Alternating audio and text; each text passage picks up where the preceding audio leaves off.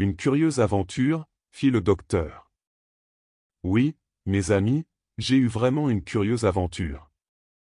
Et je n'espère pas avoir jamais la pareille, car il est contraire à tous les principes de la chance que de tels événements se produisent 2 fois dans la vie d'un homme. Vous m'en croirez si vous voulez, voici, à la lettre, comment les choses se passèrent. Je venais d'être reçu médecin, mais n'avais pas encore abordé la pratique, et je logeais en garni dans Gower Street. La numérotation de la rue a changé depuis, mais la maison que j'habitais est la seule avec une bow window, à gauche en venant du métropolitain.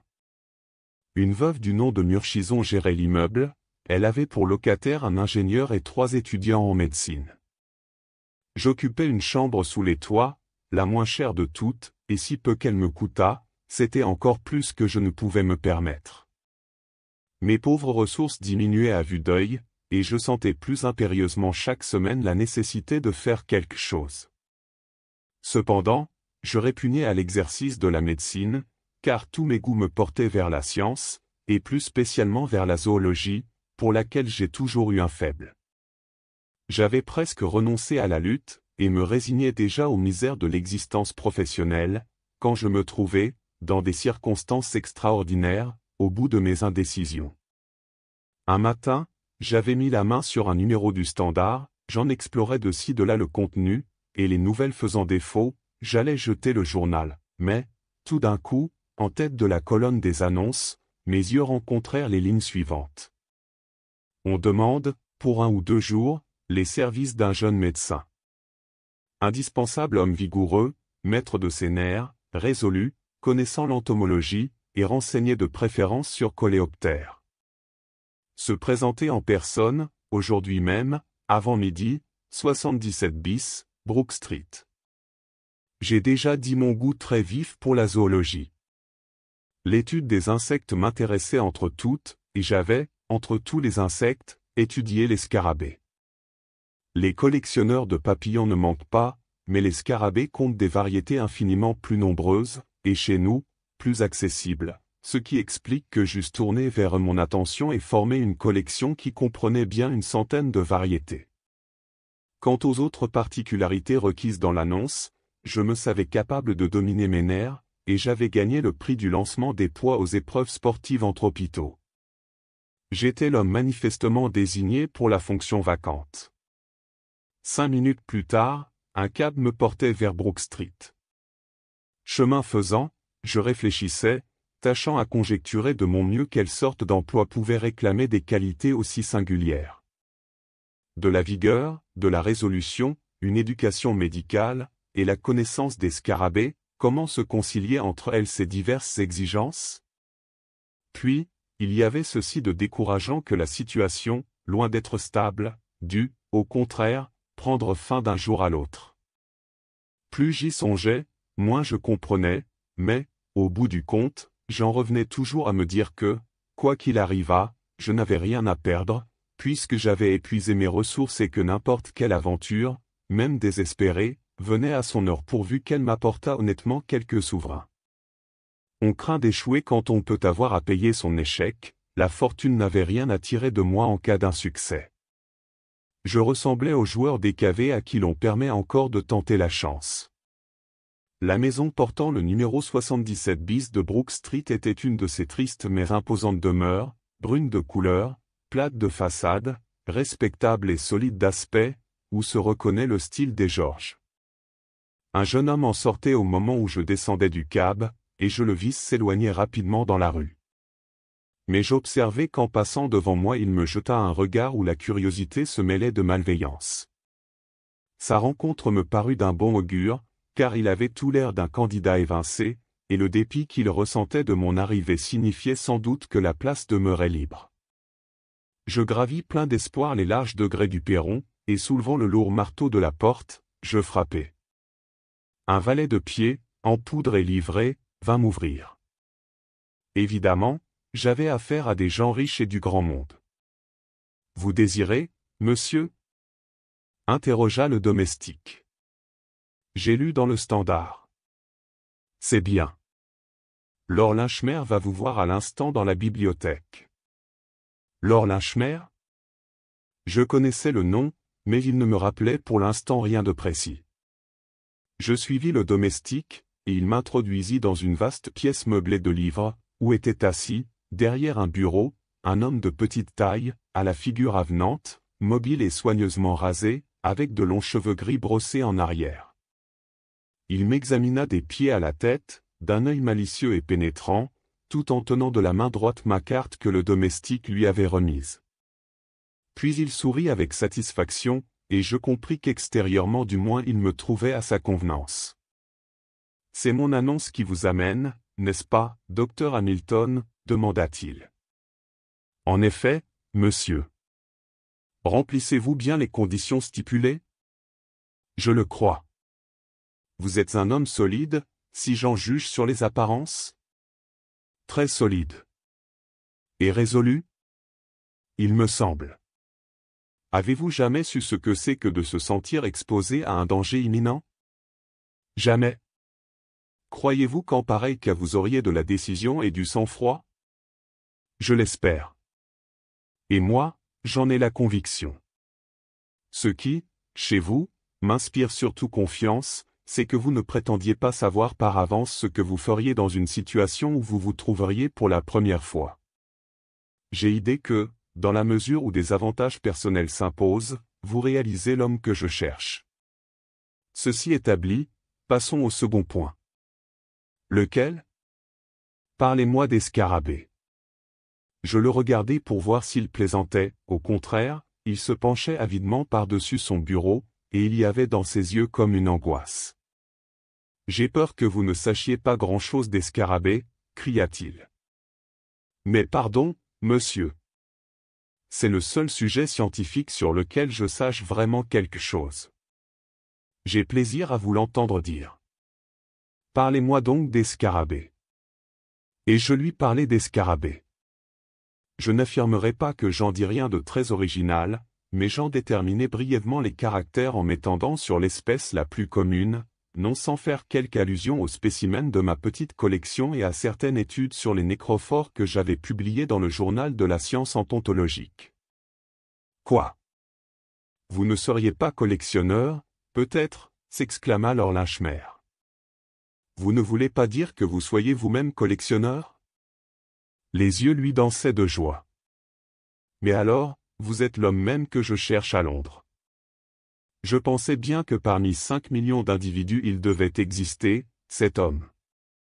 Le difficile, c'était de mettre la main sur lui. J'ai, en vous trouvant, cette chance extraordinaire. Il frappa un gong posé sur la table, le domestique apparut. Priez Lady Rossiter de vouloir bien venir jusqu'ici, ordonna-t-il. Peu d'instants après, Lady Rossiter entra dans la chambre. C'était une femme entre deux âges, petite, et qui ressemblait beaucoup à Lord Linchmer avec sa figure toujours en action et ses cheveux grisonnants. Mais l'expression d'angoisse que j'avais observée chez Lord Linchmer se marquait bien davantage chez elle. On eût dit que l'ombre d'un chagrin voilait ses traits.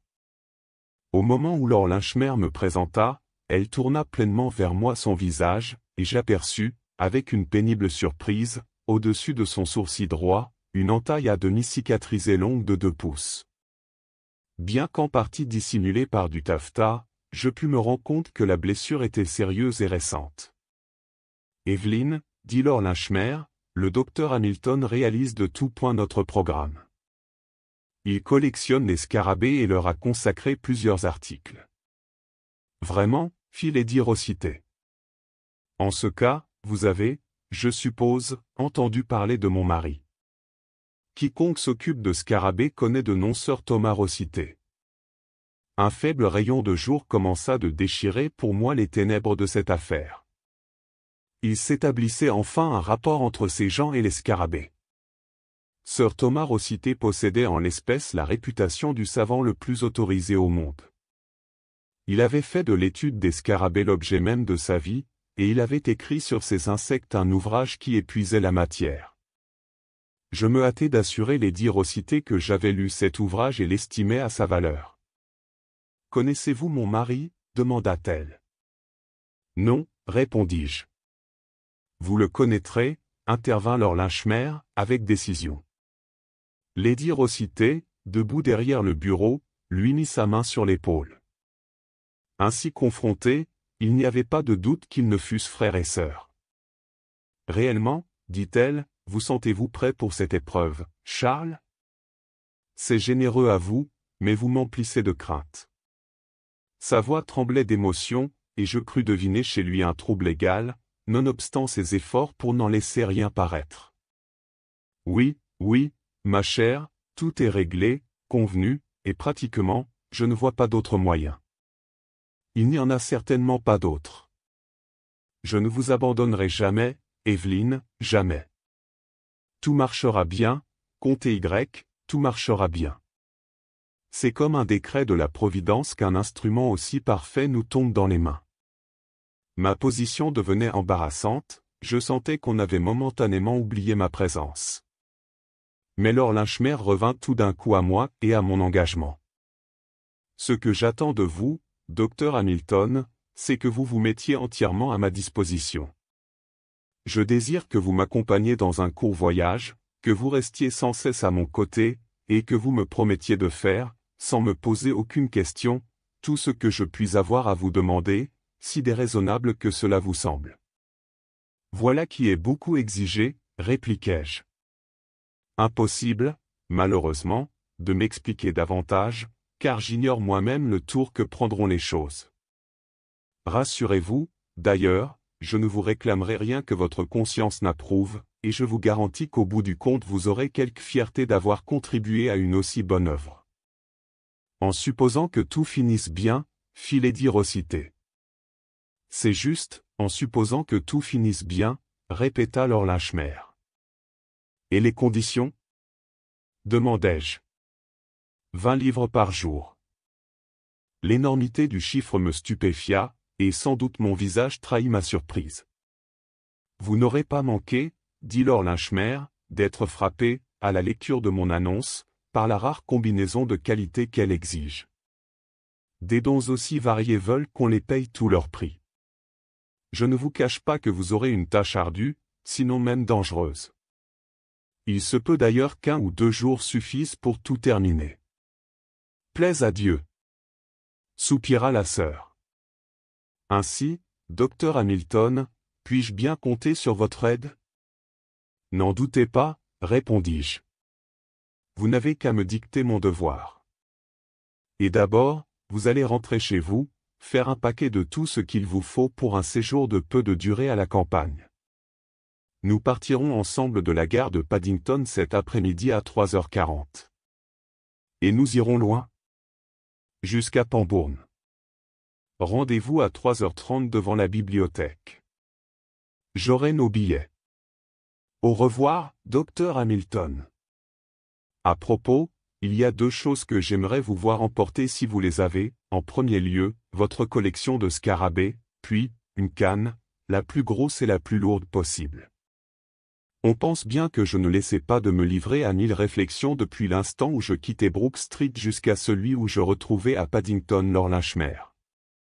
Toute cette fantastique affaire prenait dans mon cerveau 1000 formes kaléidoscopiques, et je m'en donnais une bonne douzaine d'explications, toutes plus grotesques et improbables les unes que les autres. Pourtant, je sentais que la vérité devait, elle aussi, avoir quelque chose de grotesque et d'improbable. Finalement, je renonçai à tous mes efforts pour trouver une solution et me contentai d'exécuter fidèlement les instructions reçues. Muni d'un sac à main, de la boîte contenant ma collection et d'une canne plombée, j'attendais devant la bibliothèque de la gare lorsqu'arriva Lord Linchmer. Je le trouvai plus petit encore que je ne l'avais cru, frêle et malingre, et dans un état de nervosité visiblement accru depuis le matin. Il portait un ulster de voyage épais et long, et tenait à la main un solide gourdin en bois de prunellier. « J'ai les billets, dit-il, en m'emmenant vers le quai. Voici notre train. J'ai retenu un compartiment, car il y a 2 choses dont je tiens à vous bien pénétrer durant le voyage. » Les 2 choses dont il avait à me pénétrer, eussent tenu dans une phrase, je devais me rappeler sans cesse que j'étais là pour le protéger, et conséquemment, ne jamais l'abandonner une minute. Nous touchions presque à destination qu'il me le répétait encore, avec une insistance qui trahissait l'ébranlement de ses nerfs. Oui, dit-il enfin, répondant à mon regard plus qu'à ma parole, vous me voyez nerveux, docteur Hamilton. J'ai toujours été timide, et je le dois à ma frêle complexion physique. Mais j'ai l'âme forte, et j'affronterai un danger devant lequel frémirait peut-être un homme moins nerveux que moi. En faisant aujourd'hui ce que je fais, je n'obéis pas à un mouvement spontané, mais bien au sentiment du devoir, et je brave un risque mortel indubitable. Que l'affaire prenne une vilaine tournure, et j'aurai quelques droits au titre de martyr. Je commençais à me sentir excédé de ce qu'ainsi l'on me proposa continuellement des énigmes. Je crus le moment venu d'en finir. J'estime, monsieur, déclarai-je, qu'il vaudrait infiniment mieux vous confier entièrement à moi. Je ne saurais vraiment agir de façon efficace si j'ignore quel objet nous avons en vue et où nous allons. Pour ce qui est du lieu où nous allons, inutile d'en faire mystère. Nous allons à Delamercourt, résidence de Sir Thomas Rossiter, dont vous connaissez si bien l'œuvre. Quant à l'objet de notre visite, je ne sache pas qu'en l'état présent des faits nous ayons rien à gagner, docteur Hamilton, à ce que je vous en fasse pleine et entière confidence. Je puis vous dire que nous agissons, j'entends par « nous », ma sœur et moi, qui avons à cet égard des vues identiques simplement pour prévenir quelque chose comme un scandale de famille. Vous comprendrez par là mon scrupule à vous donner aucune explication qui ne soit pas strictement nécessaire. Il n'en irait pas de même si j'avais à vous demander votre avis. Tout ce que j'attends de vous, dans le cas actuel, c'est une aide active, et je vous indiquerai, selon les circonstances, la meilleure façon de me la donner. Cela n'admettait pas de réplique. Aussi bien un pauvre diable peut-il se permettre, pour 20 livres par jour, d'endurer bien des choses, mais le procédé de Lord Linchmere ne m'en parut pas moins désobligeant. Il entendait faire de moi un instrument aveugle, comme le bâton qu'il tenait. Je réfléchis, cependant qu'un homme aussi sensible devait avoir l'horreur du scandale, et me rendis compte que pour qu'il se livrât entièrement à moi, il lui faudrait n'avoir plus d'autres ressources. Je devais m'en remettre à mes yeux et à mes oreilles du soin de percer le mystère, mais je savais avec certitude ne pas compter vainement sur eux. 5 bons milles séparent Delamercourt de la gare de Pambourne. Nous fîmes le trajet en voiture découverte. Lord Linchmere demeura tout le temps absorbé dans ses pensées. Il n'ouvrit la bouche qu'au moment où nous touchions presque à destination, et ce fut pour me donner un renseignement qui m'étonna. « Peut-être ne savez-vous pas, me dit-il, que je suis médecin comme vous ? En effet, vous me l'apprenez, monsieur. Oui, j'ai suivi les cours dans ma jeunesse, alors qu'entre la pairie et moi il y avait la place de plusieurs existences. Je n'ai pas eu l'occasion de pratiquer, mais, tout de même, j'ai trouvé quelque utilité à cette éducation scientifique, et je n'ai jamais regretté les années consacrées à l'étude de la médecine. Voici les portes de Delamercourt. Nous étions arrivés devant 2 hauts piliers couronnés de monstres héraldiques et flanquant l'entrée d'une avenue sinueuse. Par-dessus les buissons de lauriers et de rhododendrons, je pouvais apercevoir une longue maison à pignons multiples, ceinte de lierre, et qui avait pris le ton chaud, harmonieux et gai des vieilles briques. Mes yeux restaient fixés sur cette délicieuse demeure, quand mon compagnon me tira nerveusement par la manche. « Voilà Sir Thomas, murmura-t-il. Parlez-lui de Scarabée autant que vous pourrez. » Un personnage grand, mince, singulièrement osseux et anguleux, venait d'émerger d'une brèche dans la haie de laurier. Il tenait une sorte de petit sarcloir et portait de longs gants de jardinier. Sous le chapeau à larges bords qui l'ombrageait, son visage me frappa par un air d'extrême austérité, avec ses traits irréguliers et durs et sa barbe inculte. La voiture ayant fait halte, Lord Linchmere en descendit vivement. « Mon cher Thomas, comment allez-vous » demanda-t-il d'une voix cordiale. Mais sa cordialité n'éveilla pas d'écho. Le maître de séance m'examinait par-dessus l'épaule de son beau-frère, et je saisis des bribes de phrases, désir bien connu, haine des étrangers, intrusion sans excuse, parfaitement inexplicable. Puis il y eut un colloque à mi-voix entre les 2 hommes, après quoi ils se rapprochèrent ensemble de la voiture.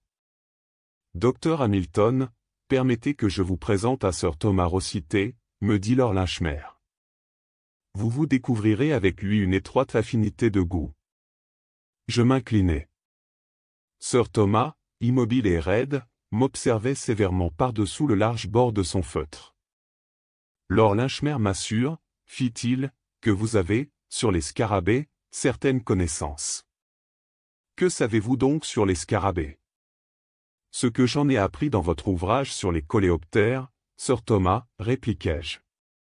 Énumérez-moi les espèces les plus connues des scarabées anglais. Je ne m'attendais pas à un examen en règle, par bonheur, j'étais prêt à le subir. Mes réponses durent satisfaire Sir Thomas, car ses traits se détendirent. Vous semblez, monsieur, avoir retiré quelque profit de mes livres. Il ne m'arrive pas tous les jours de rencontrer quelqu'un qui prenne un intérêt intelligent à de pareilles matières. On trouve du temps pour des futilités comme le sport ou les relations mondaines, et l'on dédaigne les scarabées. Je puis vous certifier que la plupart des idiots de ce pays ne savent même pas que j'ai fait un livre, ni que j'ai le premier décrit la véritable fonction des élytres. J'ai plaisir à vous voir, monsieur, et ne doute pas de vous intéresser en vous montrant quelques-uns de mes spécimens. Il monta dans la voiture, et tandis que nous roulions vers la maison, il me fit part de ses récentes recherches sur l'anatomie de la coccinelle. J'ai dit que Sir Thomas Rossiter portait un large feutre rabattu sur les yeux. Il l'ôta en entrant dans le vestibule, et je m'avisai d'une particularité que son chapeau m'avait cachée. Son front, naturellement haut, qu'exhaussaient encore ses cheveux rejetés en arrière, était en état de perpétuel mouvement. Par suite d'une infirmité nerveuse, ses muscles, secoués d'un spasme continu, tantôt se contractaient et tantôt produisaient une sorte de remous giratoire dont je n'avais, auparavant, jamais vu l'analogue. Cela me frappa sitôt qu'il se tourna vers nous en nous introduisant dans sa salle d'études, et l'effet en était rendu plus singulier par le contraste avec la dure fixité des yeux gris, embusqués au fond de deux arcades palpitantes. « Je regrette, dit-il, que Lady Rossiter ne soit pas ici pour m'aider à vous y recevoir. À propos, Charles, Evelyne ne vous a-t-elle pas fait connaître la date de son retour? Elle avait l'intention de rester à Londres quelques jours encore. Les dames, vous savez, pour peu qu'elles passent de temps à la campagne, ont vite un arriéré d'obligations mondaines. Et beaucoup des vieux amis de ma sœur se trouvent à Londres en ce moment. Elle est libre, et je ne veux pas déranger ses projets, mais je serai heureux de la revoir. La maison me paraît vide sans elle. Je m'en doutais un peu, et c'est l'une des raisons qui m'amène. Mon jeune ami le docteur Hamilton s'intéresse si vivement aux questions dont vous avez fait votre domaine que je pensais bien ne pas vous contrarier en le priant de m'accompagner. Je mène une vie retirée, docteur Hamilton, et mon aversion pour les étrangers va toujours augmentant, confessa notre hôte. Je me suis demandé parfois si mon système nerveux ne laissait pas à désirer. Mes voyages de recherche m'ont conduit, dans ma jeunesse, en bien des pays insalubres où règne la malaria. Mais un confrère en entomologie est toujours le bienvenu, et vous me ferez le plus grand plaisir si vous voulez jeter un coup d'œil sur ma collection, que je puis, je crois, sans exagération, considérer comme la plus belle d'Europe. Cela, certes, ne faisait aucun doute. Il possédait un vaste cabinet de chêne, disposé en tiroirs peu profonds, où s'alignaient, dûment classifiés et étiquetés, des scarabées de tous les coins du monde, noirs, bruns, bleus, verts, ou nuancés à l'infini. De ci de là, sa main glissait par-dessus les rangées d'insectes immobiles au bout de leurs tiges, et saisissant un spécimen rare, le maniant avec la délicatesse et le respect qu'il eût montré pour une relique, il m'en détaillait les caractéristiques, me disait les circonstances qui l'en avaient rendu possesseur. Oui, sûrement, il ne trouvait pas tous les jours un auditeur sympathique, et il parla jusqu'à ce que, le crépuscule d'un jour de printemps ayant fait place à la nuit noire, le gong sonna l'heure de s'habiller pour le dîner. Lord Linchmer, cependant, ne soufflait mot, mais il ne quittait pas d'une semelle son beau-frère, et je le surprenais constamment qui, d'un coup d'œil à la dérobée, lui fouillait le visage. Lui-même, ses traits décelaient une émotion violente, crainte, sympathie, attente, j'y pouvais tout lire. Lord Linchmer redoutait et prévoyait à coup sûr quelque chose, mais en quoi consistait ce quelque chose, je n'arrivais pas à l'imaginer. La soirée se passa tranquille, mais agréable, et je me serais senti tout à fait à l'aise si je n'avais eu l'impression d'une tension continue chez Lord Linchmer. Notre hôte, lui, gagnait à se faire connaître. Il ne cessait pas de nous entretenir avec affection de sa femme absente et de son petit garçon parti récemment pour le collège.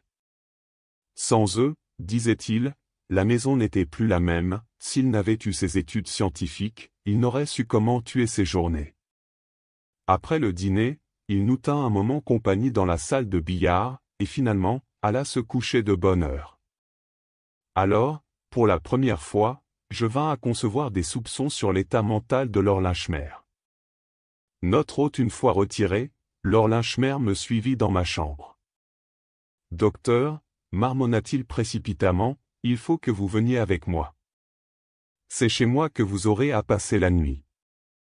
Que voulez-vous dire? J'aime mieux ne pas m'expliquer. Ceci fait partie de vos devoirs. Ma chambre touche à la vôtre, vous pourrez rentrer chez vous au matin, avant que le domestique vienne vous éveiller. Mais pourquoi? Demandai-je. Parce que, dit-il, le fait de rester seul me rend nerveux. C'est une raison, s'il vous en faut une. Fantaisie de maniaque, pensai-je. Mais l'argument des 20 livres prévalait contre bien des objections. J'accompagnai chez lui Lord Linchmer. La chambre n'a qu'un lit, fis-je observer. Un seul de nous l'occupera, répliqua-t-il. Et l'autre? L'autre montra la garde. En vérité? On croirait que vous vous attendez à une attaque. Peut-être. En ce cas, pourquoi ne pas fermer à clé votre porte? Peut-être ai-je envie d'être attaqué. Ceci confinait de plus en plus à l'extravagance. Il n'y avait pourtant rien à faire que se soumettre. Je haussai les épaules et m'assis dans le grand fauteuil devant la cheminée vide. Alors, je dois rester à veiller? Déplorai-je. Nous nous partagerons la nuit. Si vous veillez jusqu'à 2 heures, je prendrai mon tour ensuite. Très bien. Vous m'appellerez à 2 heures. Sans faute. Vous tiendrez vos oreilles ouvertes. Et si vous surprenez le moindre bruit, vous m'éveillerez à la seconde. Vous m'entendez bien, à la seconde? Comptez sur moi. Et je m'efforçai de prendre, moi aussi, un air grave. Surtout, pour l'amour de Dieu, gardez-vous de dormir. Conclut Lord Linchmer. Puis, n'ayant retiré que son habit, il releva sur lui la couverture du lit et s'apprêta à prendre un peu de repos. Ce fut pour moi une veillée mélancolique, et dont la mélancolie s'augmentait de ce que je la sentais folle. À supposer que Lord Linchmer eût, d'aventure, quelque raison de se croire en danger dans la maison de Sir Thomas Rossiter, pourquoi diable négligeait-il de se protéger en verrouillant sa porte? Son désir de se voir attaqué était simplement absurde. Quel motif pouvait-il avoir de désirer une attaque? Et de qui désirait-il qu'elle lui vînt? Apparemment, Lord Linchmer obéissait à une lubie singulière, dont le résultat était qu'un prétexte imbécile me privait d'une nuit de sommeil. Cependant, si déraisonnables fussent-elles, j'avais pris mon parti d'exécuter ses instructions à la lettre aussi longtemps qu'il me garderait à son service. Et je demeurai donc près de la cheminée vide, l'oreille tendue au carillon d'une pendule qui, loin, quelque part, dans le corridor, marquait d'un gargouillis tous les quarts d'heure. Ce fut une interminable veillée. Sauf la pendule, rien ne troublait le silence de la vaste maison. Une petite lampe, de la table où elle était posée à côté de moi, projetait un rond de lumière sur mon fauteuil et laissait dans l'ombre les coins de la pièce. Sur le lit, Lord Linchmer respirait péniblement. Je lui enviais son calme sommeil, et mes paupières s'abaissaient de temps à autre, mais toujours le sentiment du devoir me soutenait, et je me redressais, je me frottais les yeux, je me pinçais, résolu à monter jusqu'au bout cette faction ridicule. J'y réussis. Du fond du corridor, la pendule carillonna 2 heures. Alors, j'étendis la main sur le dormeur. Il se redressa instantanément, et sa figure manifesta l'émotion la plus vive. « Vous avez entendu quelque chose ? » « Non, monsieur. » Il est 2 heures. Je prends la garde. Vous pouvez vous coucher. Je m'allongeai sous la couverture, comme il l'avait fait, et ne tardai pas à m'assoupir. La dernière chose dont j'eus conscience, ce fut le rond de lumière, et à son centre, la petite silhouette cassée en deux, la figure tirée et anxieuse de Laure Linchmer. Combien de temps je dormis, je l'ignore. Une brusque secousse à la manche m'éveilla en sursaut. L'ombre régnait dans la pièce, mais une forte odeur d'huile m'avertit que la lampe venait seulement d'être éteinte. Vite! Vite! Me glissait dans l'oreille la voix de Laure Linchmer. Je bondis hors du lit. Laure Linchmer me saisit le bras. Par ici, murmura-t-il. Et il m'entraîna vers un angle de la chambre. Chut! Écoutez. Au milieu de la grande paix nocturne, j'entendis nettement des pas s'approcher dans le corridor, des pas furtifs, étouffés et intermittents, comme ceux d'un homme qui, après chaque enjambée, fait par prudence une pause. Quelquefois, toute une minute s'écoulait sans le moindre bruit, puis, une rumeur sourde, un craquement léger annonçait une nouvelle avance. Mon compagnon tremblait de fièvre, sa main, cramponnée à mon bras, avait les soubresauts d'une branche dans le vent. « Qu'y a-t-il » chuchotai-je. « C'est lui. »« Sir Thomas ?»« Oui. »« Que veut-il ?»« Taisez-vous. Et ne bougez pas sans que je vous le dise. » Je devinai qu'on tâtait la porte. La poignée joua, presque silencieusement, et je vis s'indiquer, longue et pâle, une raie de lumière. Dans le corridor brûlait une lampe lointaine, cela suffisait tout juste pour que, du fond de la chambre obscure, l'extérieur devint visible. Puis, la raie s'élargit encore, très doucement, très progressivement, et sur le fond de clarté se profila un homme. Et l'homme s'accroupissait, se tassait sur lui-même, si bien qu'on eût cru voir l'ombre d'un nain obèse et difforme. Lentement, la porte s'ouvrit toute large, encadrant cette apparition sinistre. Et alors, tout d'un coup, l'homme accroupi s'élança. Ce fut comme le bond d'un tigre à travers la chambre. Puis, il y eut 3 coups terribles frappés sur le lit avec un objet pesant. La stupeur me paralysait. Je restai cloué sur place. D'un cri, mon compagnon me rendit à moi-même, en m'appelant au secours. La porte ouverte laissait entrer assez de lumière pour me permettre de distinguer les contours des choses, et j'aperçus le petit Laure Linchmer qui, les bras noués au cou de son beau-frère, s'accrochait vaillamment à lui, comme un boule terrier de combat s'accroche des dents à un limier. Long et osseux, l'autre se débattait, se tournait, se retournait, cherchant à empoigner son adversaire, mais celui-ci, l'ayant vigoureusement agrippé par derrière, ne lâchait pas prise, bien qu'il montrât, par ses appels épouvantés combien il jugeait la lutte inégale. J'accourus à la rescousse, et nous finîmes par coucher à terre Sir Thomas, qui, pour ma part, m'avait mordu à l'épaule. Malgré ma jeunesse, ma vigueur et mon poids, il ne me fallut rien moins qu'un corps à corps désespéré pour triompher de sa frénésie.